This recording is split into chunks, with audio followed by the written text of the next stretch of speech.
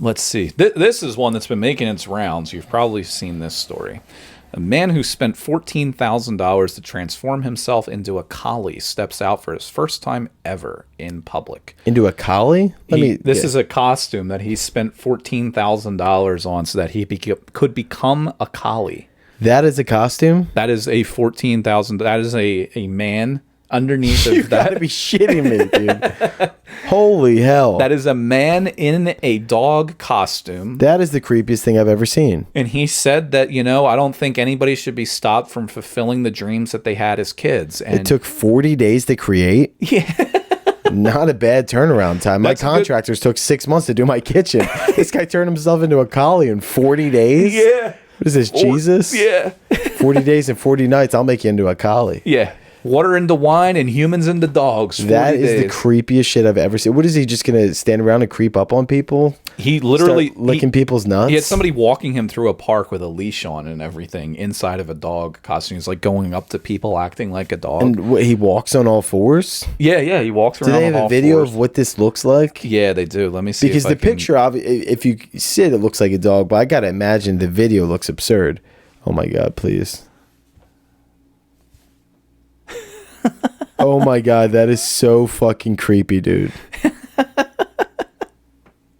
That looks ridiculous, dude. His chest, he's got the chest of a bear. Yeah. In a dog's body. Oh my God, what a fucking weirdo, it's dude. It's a Japanese guy. That makes me sick to my stomach. He goes by Toko. He's a private citizen. It's helped because it actualizes his dream of becoming an animal. He wanted to keep his identity hidden, though. Let's see what else. Yeah, well, I think he did a pretty good job of that with the costume, pal. He said, "Do you remember your dreams from when you were little? You want to be a hero or a wizard," he wrote in the clip, and seemingly unrealistic. I remember writing in my grade school graduation book, I wanted to be a dog and walk outside. He later admitted that he had a vague dream. In 8th grade? It's like, yeah, it reminded me of that. You're a little old to be wishing you were. It reminded me of that clip from Step Brothers when they're at the wedding and he's like, dinosaurs? Yeah. He's like, I wanted to be the dinosaur. And they said, it's time for you to get a job. You're 18 now. Yeah. He's like, okay, I'll get rid of it for now. I'll go practice medicine for a while and then I'll come back to it. Yeah. And apparently that was all improv too. Oh, really? Yeah. That's incredible. Yeah. That's a great fucking improv speech. Yeah. But he said, when I fulfilled this dream, this is how it turned out. I mean, at least he went balls to the wall and he did it right. It doesn't look shitty. It looks fucking creepy and weird, but yeah, I mean, hey, kudos to you, man. You did a great job, but maybe check out Netflix. There's some interesting stuff on there as well. Despite garnering online fame with his puppy pursuit, he conceals his unusual proclivities to most of his friends and family. I rarely tell my friends because I'm afraid they think I'm weird. I hate to break it to you, but no matter who you are, I think most people are going to think you're pretty fucking weird. So I don't know if that's going to be surprising or if they figure it out, they're going to think you're weird. I don't think they think it. I think they know it. I think you got to chalk up, friends being in your life as a loss.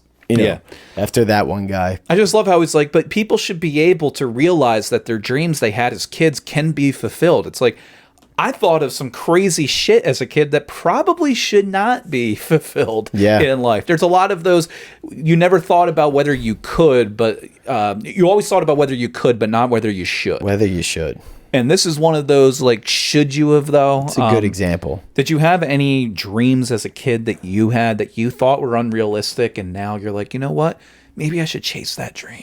I told my dad I was going to be in the NBA, and you still have a shot? He immediately said, no, no, you won't. Just by looking at you, I could tell you, no, you're not. Yeah, he was like, that's impossible. And you know what? He was right. Now, some people today would have said that is very pessimistic and negative. However, I think the realism is what can kind of keep people a little bit more on a, straight path of life. Yeah.